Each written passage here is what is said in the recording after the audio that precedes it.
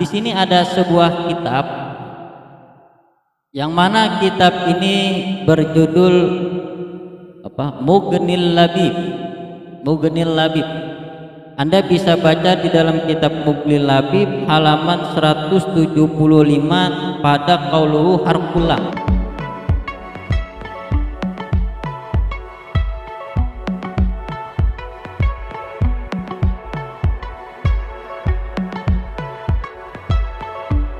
Assalamualaikum warahmatullahi wabarakatuh.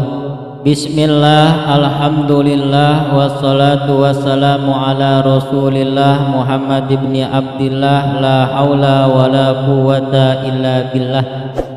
Para pengkaji kitab Tijan Darori yang mudah-mudahan senantiasa diberkahi dan dirahmati Allah Subhanahu wa Ta'ala. Alhamdulillah, mari sama-sama kita bisa melanjutkan kembali daripada pembacaan kitab kita. Setelah kita membahas sifat qidamnya Allah Subhanahu wa Ta'ala, sekarang kita melanjuti daripada pembahasan kita, yakni mengenai sifat baqa bagi Allah Subhanahu wa Ta'ala. Qala mu'allif rahimallahu ta'ala wa nafa'na bihi wa bi'ulumihi wa amaddana bi asrarihi wa a'adda min barakatihi fid dharain amin. Qala wa yajibu, dan wajib menurut akal gharizi fi haqqihi ta'ala, di dalam haknya Allah Subhanahu wa ta'ala, apa al-baqa'u, sifat baqa. Para penyimak kitab Tijan Darori, kemarin kita telah sama-sama membahas, tentu kita telah mengetahui bahwa sesungguhnya wajib di sini merupakan wajib menurut akal. Yang mana wajib menurut akal ini pengertiannya adalah alladzi la yumkinu wujuduhu, yaitu sesuatu perkara la yumkinu yang tidak mungkin adamuhu, ketiadaannya. Maksud yang dimaksud dengan wajib akli yakni alladzi la yumkinu adamuhu, yaitu sesuatu perkara yang tidak mungkin adamuhu, ketiadaannya, bizatihi ta'ala, pada zatnya Allah Subhanahu wa Ta'ala. Maka wajib di sini adalah wajib menurut akal gharizi, bukan wajib menurut syara', yaitu syariat. Tentu kemarin telah kita bahas bahwasanya pengertian dari wajib menurut syara' itu adalah mayusabu ala fi'lihi wa yu'aqabu ala tarkihi, yaitu sesuatu perbuatan yusabu ala fi'lihi yang diganjar ketika mengerjakannya, wa yu'aqabu ala tarkihi, dan ditinggalkan mendapat dosa. Setelah kita mengetahui antara wajib akli dan wajib syar'i, maka yang selanjutnya adalah kita mengenai sifat baqa'nya Allah Subhanahu wa Ta'ala. Di dalam kitab ini adalah menjelaskan tentang wajibnya Allah Subhanahu wa Ta'ala menurut akal gharizi kita, yang mana akal gharizi ini adalah sebuah pemahaman yang dapat sampai pada kebenaran wahyu. Maka dari itu wajibu, dan wajib menurut akal gharizi kita fi haqqihi ta'ala, di dalam haknya Allah Ta'ala, al-baqa'u, Allah memiliki sifat baqa. Para penyimak kitab Tijan Darori, perlu kita ketahui bahwa sesungguhnya baqa ini ketika diartikan secara literal, bahwa baqa mengandung arti kekal, atau bisa kita sebut langgeng. Setiap sesuatu yang langgeng secara harfiah itu disebut dengan baqa. Namun baqa itu terbagi menjadi tiga. Yang pertama ada baqa yang dinamakan yaitu baqa nisbi. Yang kedua ada yang disebut baqa zamani. Dan yang ketiga ada yang disebut dengan baqa hakiki. Apa pengertian dari masing-masing ketiga tersebut? Yang pertama adalah baqa nisbi, bahwa sesungguhnya yang dimaksud dengan baqa nisbi itu adalah segala sesuatu yang langgeng, yang mana kelanggengannya itu dinisbatkan dengan adanya sesuatu perkara, maka itu dinamakan dengan baqa nisbi atau langgeng nisbi namanya. Kami ulangi bahwa sesungguhnya yang dimaksud dengan langgeng nisbi adalah sesuatu perkara yang langgeng, yang mana kelanggengannya itu disandarkan atau dinisbatkan, dihubungkan dengan adanya sesuatu perkara, seperti halnya langgengnya dunia dinisbatkan oleh makhluk yang menempati dunia. Salah satu di antara makhluk yang menempati dunia itu adalah manusia. Maka dunia ini bisa dikatakan langgeng dikarenakan dinisbatkannya atau dihubungkan atau dibandingkan dengan manusia. Maka dunia dikatakan langgeng daripada manusia, karena masa yang dimiliki oleh dunia lebih banyak daripada masa yang dimiliki oleh manusia. Maka kelanggengan dunia ini dikarenakan dibandingkannya oleh makhluk yang menetap di dunia, yaitu manusia. Nah, itu namanya adalah langgeng secara nisbi. Kelanggengannya apabila dibandingkan dengan adanya sesuatu perkara. Yang kedua ada namanya langgeng zamani, bahwa sesungguhnya yang dimaksud dengan langgeng zamani itu adalah sesuatu perkara yang langgeng, yang mana kelanggengan suatu perkara itu diawali oleh ketiadaan.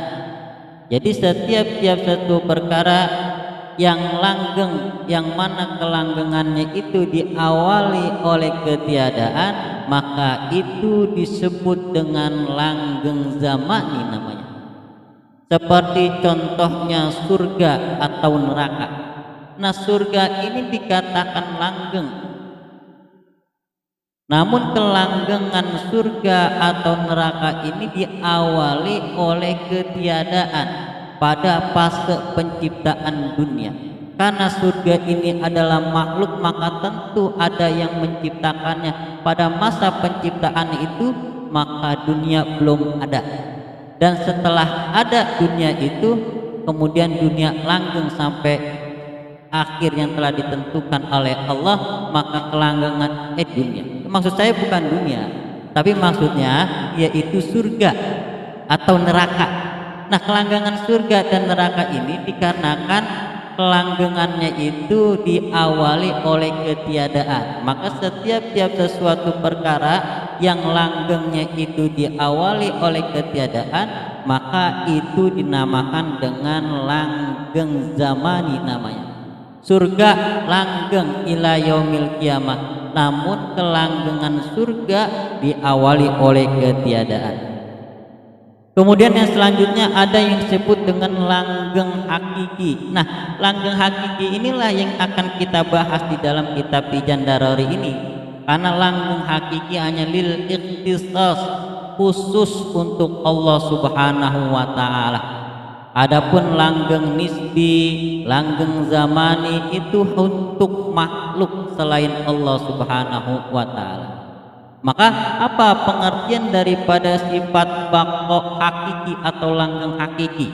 Langgeng hakiki di sini pengertiannya adalah wa maknahu, dan adapun makna daripada baqa hakiki annahu ta'ala, bahwasanya Allah ta'ala la akhara lahu, tidak ada akhirnya lahu bagi Allah Subhanahu wa ta'ala. Para penyimak kitab Tijan Darari, kenapa Allah Subhanahu wa ta'ala itu la akhara lahu, tidak ada akhirnya lahu bagi Allah Subhanahu wa ta'ala? Tentu kita ketahui bahwasanya sesungguhnya di dalam kata al-baqa ini ada mengandung alif lam, yang mana alif lam ini adalah alif lam yang memiliki makna lil ikhtisas, yaitu alif lam khusus, kekhususan pada sesuatu perkara yang dikhususkan. Nah, di sini ada sebuah kitab yang mana kitab ini berjudul Mughnil Labib. Mughnil Labib. Anda bisa baca di dalam kitab Mughnil Labib halaman 175 pada qauluhu harful lam, yaitu makna-makna dari huruf lam. Bahwa sesungguhnya makna huruf lam itu diantaranya ada alif lam di makna lil istighqaq, ada juga alif lam lil ikhtisas, dan juga ada alif lam lil milki, ada alif lam litamlik, alif lam lisibeh, banyak sekali. Namun alif lam di sini pengertiannya adalah alif lam lil ikhtisas, yaitu alif lam yang memiliki makna kekhususan. Maksudnya apa? Bahwasanya bako langgengnya ini adalah kelanggengan yang khusus hanya untuk Allah Subhanahu wa ta'ala. Maka pengertian daripada bako lil ikhtisas ini adalah la akhira lahu, tidak ada akhirnya lahu bagi kelanggengan Allah Subhanahu wa ta'ala. Tadi dikatakan bahwa sesungguhnya apabila ingin dibedakan antara langgeng hakiki, langgeng nisbi, dan langgeng zamani, bahwa langgeng hakiki itu la akhira lahu, tidak ada akhirnya. Namun kalau langgeng nisbi itu kelanggengannya ada akhirnya. Jadi untuk membedakan antara langgeng hakiki dan langgeng nisbi, bahwasanya langgeng hakiki itu la akhara lahu, tidak ada akhirnya. Tapi kalau langgeng nisbi, kelanggengan ada akhirnya. Karena kenapa? Karena kelanggengannya itu hanya seukur dinisbatkan oleh adanya sesuatu perkara. Satu. Terus kemudian la yalhaqu wujuduhu adamun, la yalhaqu, tidaklah dijumpai wujuduhu, wujudnya Allah Ta'ala, atas kelanggengannya adamun, ketiadaan. Bahwa pengertian daripada langgeng atau sifat bakoknya Allah ini la yalhaqu wujuduhu adamun, tidaklah dijumpai wujuduhu, kewujudan langgengnya Allah Subhanahu wa ta'ala, adamun, oleh ketiadaan. Para penyimak kitab Tijandarari, setelah kita jelaskan, kita jabarkan apa pengertian langgeng nisbi, apa pengertian langgeng zamani, apa pengertian langgeng lil ikhtisas, lil hakiki lah, yang khusus bagi Allah. Untuk membedakannya gampang, bahwa kita ketahui bahwasanya langgeng hakiki itu la akhara lahu, tidak ada akhirnya. Itu langgeng hakiki yang ada di Allah. Kalau langgeng nisbi akhira lahu, ada akhirnya. Karena kelanggengan nisbi itu hanya pada disandarkannya atau dibandingkannya adanya sesuatu. Kemudian langgeng zamani, kalau untuk membedakan antara langgeng zamani dan langgeng hakiki, bahwa sesungguhnya langgeng hakiki itu la yalhaqu wujuduhu adamun, tidak dijumpai keberadaannya itu diawali oleh ketiadaan. Adapun langgeng zamani tentu adanya atau kelanggengannya itu diawali oleh ketiadaan. Kalau langgeng hakiki la yalhaqu wujuduhu adamun, tidak diawali oleh ketiadaan. Kalau langgeng zamani, kelanggengannya diawali oleh ketiadaan. Jadi jelas bahwasanya langgeng hakiki itu tidak ada akhirnya. Kalau langgeng nisbi itu ada akhirnya. Kalau langgeng zamani itu ada permulaannya. Kalau Allah tidak ada berakhirnya dan juga tidak ada permulaannya, yaitu adalah kelanggengan bagi Allah Subhanahu wa ta'ala. Langgeng zamani dan langgeng nisbi ini adalah kelanggengan bagi makhluk, adapun langgeng hakiki adalah kelanggengan hanya bagi Allah Subhanahu wa ta'ala. Para penyimak kitab Tijandarari yang berbahagia, mari kita lanjutkan pembacaan kita. Wad dalilu, dan adapun dalil akli, Ala zalika, atas itu sifat baqanya Allah Subhanahu wa taala. Dalil di sini adalah merupakan dalil akli, yaitu dalil yang membutuhkan kebenaran akal, bukan menggunakan dalil nakli, dalil yang membutuhkan petunjuk Quran dan sunnah, yakni wahyu. Jadi secara global itu dalil ada yang disebut dengan dalil akli, ada yang disebut dengan dalil nakli, dan juga ada yang terakhir itu disebut dengan dalil adi, yaitu adat kebiasaan. Itu adat kebiasaan bisa jadi dalil. Kalau dalil akli yaitu petunjuk dengan menggunakan akal.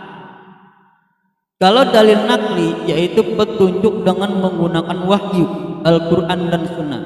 Kalau dalil adi yaitu dalil yang bisa terjadi dikarenakan adat kebiasaan pada suatu keadaan. Nah, itu dinamakan dalil adi. Namun dalil di sini bukan dalil adi dan juga bukan dalil nakli, tapi adalah dalil akli. Maka pembahasan di dalam kitab ini adalah pembahasan tentang menggunakan dalil akli.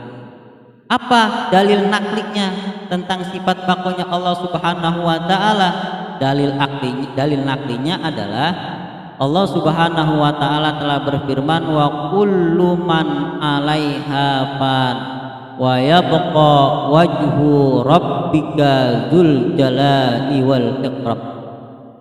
Yang artinya adalah wa kullu man 'alaiha fan, setiap sesuatu yang ada di muka bumi ini alfan, akan lebur, binasa, alfana, rusak.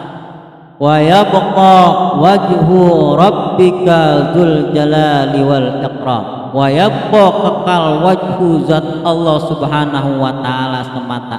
Seluruh sesuatu yang ada di jagat raya ini akan rusak, panah, hancur, terkecuali adalah zat Allah Subhanahu wa taala. Namun bagaimana di dalam mengenai masalah hadis? Ada di dalam kitab ini namanya kitab Lataiful Isyarah, bahwa ada sebuah hadis mengatakan wa kullu shay'in mimma aujaballahu alaihi alfana'u yufna wa kullu shay'in mimma aujaballahu alaihi alfana'u yufna. Setiap sesuatu itu telah ditetapkan oleh Allah kehancurannya, yufna, maka akan hancur. Illa, terkecuali ada 7 perkara yang tidak akan hancur sampai hari kiamat. Yang pertama adalah surga, yang kedua neraka, yang ketiga adalah kolam, yang keempat aras, kelima lauhil mahfuz, keenam ruh, dan ketujuh adalah tulang ekor manusia. Nah, tulang ekor manusia ini kekal, langgeng sampai hari kiamat. Dan terakhir yang kedelapan ada namanya istawa. Nah, yang ke-8 ini adalah perkara-perkara makhluk yang langgeng sampai pada hari kiamat. Terus bagaimana di dalam memaknai ayat wa kullu man 'alaiha fan wa yabqa wajhu rabbika dzul jalali wal ikram? Tadi dikatakan bahwa seluruh sesuatu makhluk Allah itu akan rusak. Wa yabqa wajhu rabbika dzul jalali wal ikram, yang kekal adalah hanya satu, yaitu zat Allah Subhanahu wa taala. Ayat ini di dalam kategori am di dalam ilmu usulul fikih. Jadi di dalam Al-Qur'anul Karim itu, bahwa Al-Qur'anul Karim adalah berjumlah 30 juz, 114 surat, 6.666 ayat, 1000 ayat perintah, 1000 ayat larangan, 1000 ayat janji, 1000 ayat ancaman, 1000 ayat akhbar, 500 ayat halal haram, 100 ayat nasakh mansukh, dan 66 ayat zikir, istighfar dan doa. Maka jumlah ayat di dalam Al-Quran itu 6.666 ayat. 6.666 ayat ini adalah qauluhu siapa? 6666 ayat ini adalah qauluhunya Syekh Nawawi Al-Bantani yang ada di dalam sebuah karyanya yang berjudul Nihayatul Zain fi Irsyadil Mubtadiin. Jadi sahabat-sahabat bisa melihat keterangan itu di dalam kitab Nihayatul Zain fi Irsyadil Mubtadiin karya Abi Abdul Mu'ti Muhammad bin Umar bin Ali Nawawi Al-Jawawi pada halaman 34 barisan ketiga qauluhu faidatun adadu ayatil Qur'anil azim. Teman-teman bisa lihat sini halaman 34 barisan ketiga qauluhu faidatun adadu ayatil Qur'anil azim. Nah, para penyimak sekalian, bahwa sesungguhnya di dalam Al-Qur'an itu ada ayat am, ada ayat khos, ada ayat mutlak, muqayyad, majazi, hakiki, nasakh, mansu dan lain sebagainya. Maka tentu Al-Qur'an tidak bisa kita telan mentah-mentah dipahami oleh akal pikiran kita semata. Tapi untuk memahami Al-Qur'anul Karim itu kita butuh pemahaman hadis Nabi Muhammad sallallahu alaihi wasallam. Hadis Nabi Muhammad ini sebagai bayanul Quran, sebagai penjelas Al-Quran. Kalau kita tidak bertanya kepada Nabi Muhammad di dalam memaknai Al-Quran, kita tidak mungkin bisa membaca Al-Quran. Seperti halnya kita, apakah kita paham itu ayat am, ayat khos, mutlak, muqayyad, majazi, hakiki, nasa, mansu dan lain sebagainya. Itu semua yang tahu betul adalah Nabi Muhammad sallallahu alaihi wasallam. Maka peranan Nabi adalah bayanul Quran, sebagai penjelas Al-Quranul Karim. Para penyimak sekalian, bahwa yang sangat betul memahami tentang hadis Nabi itu adalah ulama. Maka untuk memahami hadis itu kita merujuk bertanya kepada ulama, karena ulama lah yang paham betul tentang hal itu semua. Nah, kembali kepada pembahasan bahwa sesungguhnya di dalam Al-Quran itu ada ayat am, ada ayat khos. Maka ayat wa kullu man 'alaiha fan ini adalah ayat yang am, general. Maka ayat am ini bisa saja ada yang mentaksisnya. Nah, ayat yang am ini ditaksis oleh hadis Nabi Muhammad sallallahu alaihi wasallam, bahwasanya semua makhluk Allah akan rusak terkecuali yang 8 perkara itu, diantaranya surga, neraka, kolam, lohil mahfuz, arsy dan lain sebagainya. Nah, hadis ini mentaksis daripada keumuman ayat wa kullu man 'alaiha fan.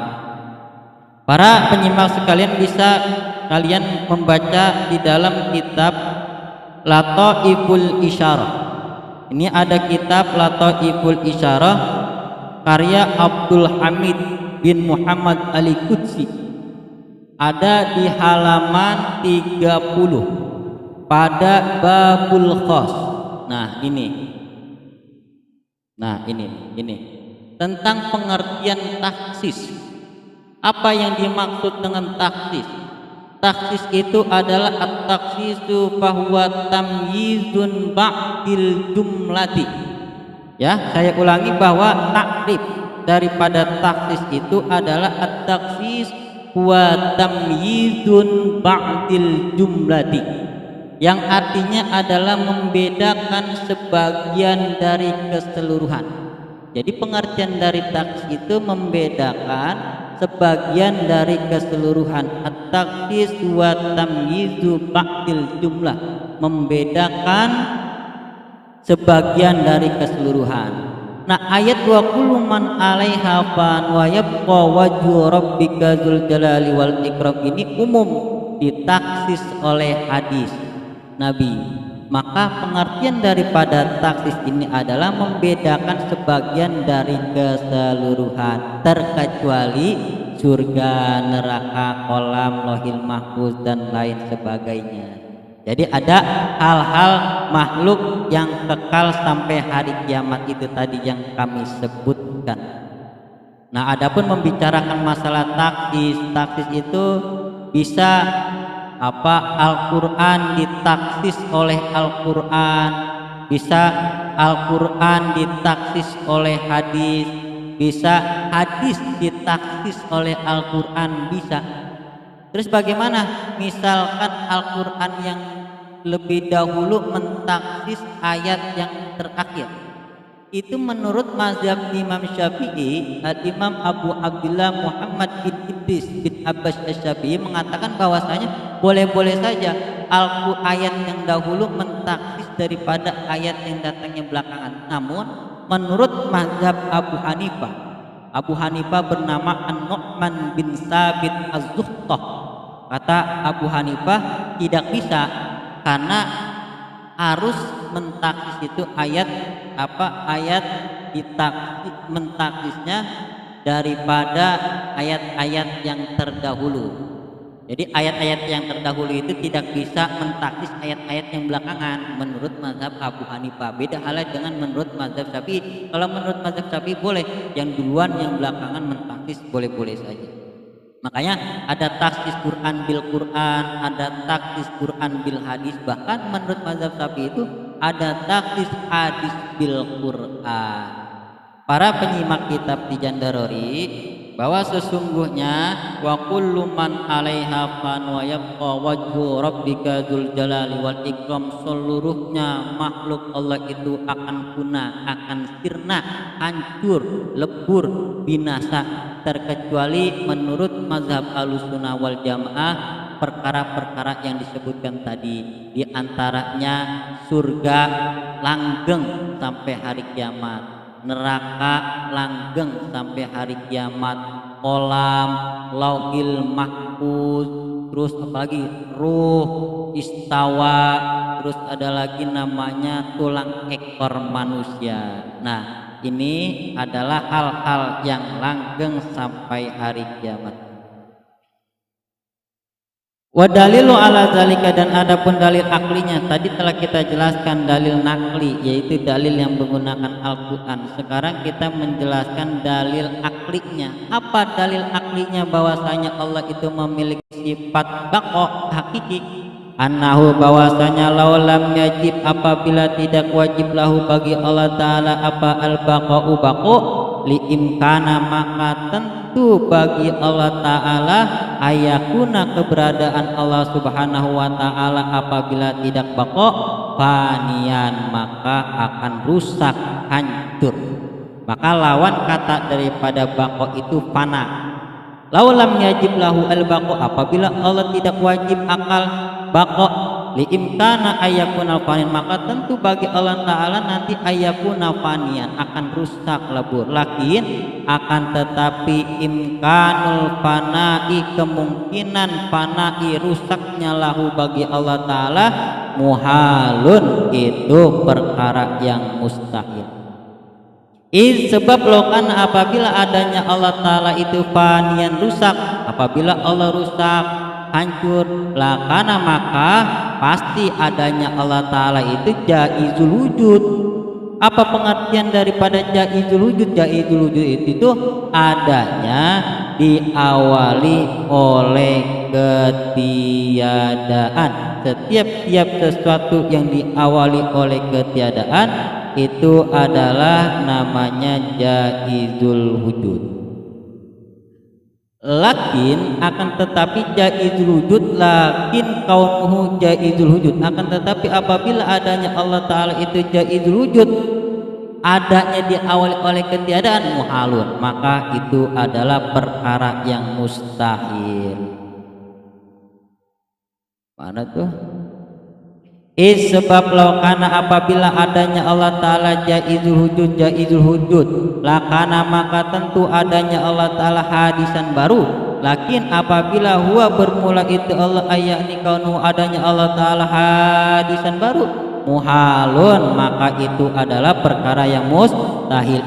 Sebab laukana apabila karena adanya Allah Ta'ala hadisan baru liintifa maka tentu meniadakan anhu dari Allah Ta'ala apa al-qidamu sifat qidam.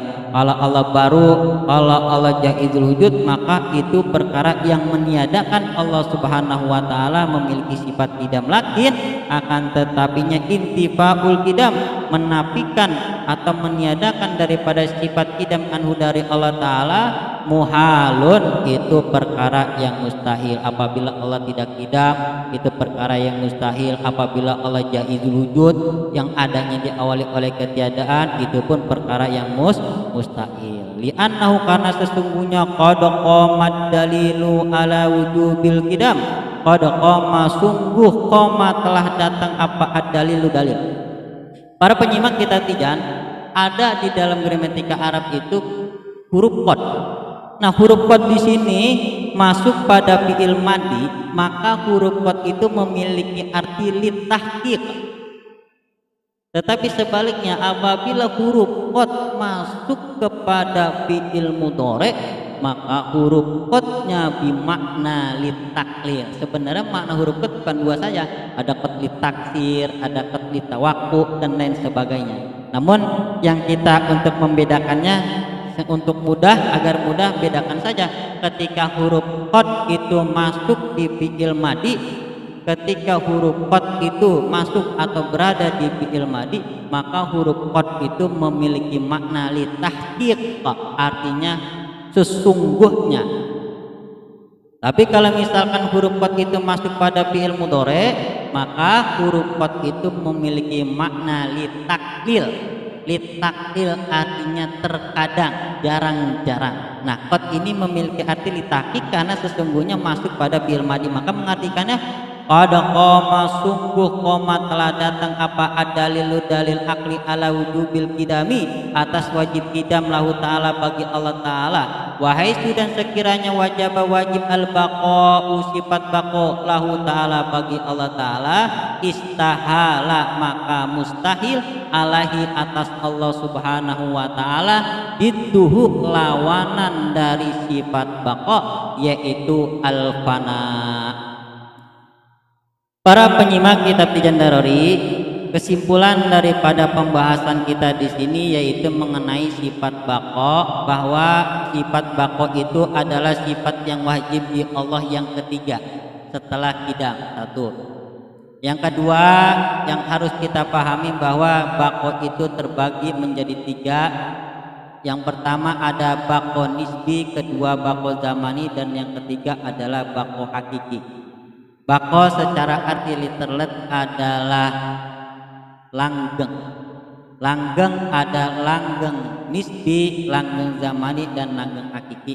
Langgengnya Allah bukan langgeng nisbi, bukan langgeng zamani, tapi langgeng hakiki yang didahului oleh alif lam litahqiq, lawan kata dari sifat baqonya Allah, al-fana'u, yaitu rusak. Dalil Al-Qur'annya, Allah Subhanahu wa Ta'ala memiliki sifat baqa adalah wa kullu man 'alaiha fan wa yabqa wajhu rabbika dzul jalali wal ikram. Setiap sesuatu makhluk al-fan akan rusak, wa yabqa wajhu rabbika dzul jalali wal ikram, yang kekal hanyalah satu, yaitu zatnya Allah Subhanahu wa Ta'ala.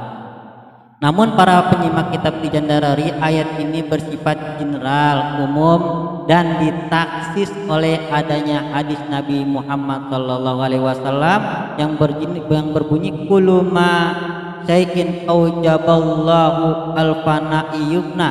Setiap sesuatu yang rusak, yang telah ditetapkan kerusakannya maka akan rusak, terkecuali ada perkara-perkara yang tidak rusak, diantaranya adalah surga, neraka, kolam, lohil mahfuz, ruh, dan ada tulang ekor manusia.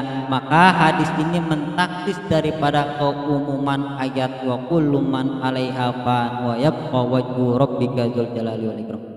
Para pendengar sekalian, penyimak kitab Tijan Darori, terima kasih banyak telah ikut berpartisipasi menyimak atau membaca kitab Tijan Darori ini. Manakala ada kesalahan atau kehilapan di dalam membaca atau memaknainya, mohon kritik dan saran. Sekian, assalamualaikum warahmatullahi wabarakatuh.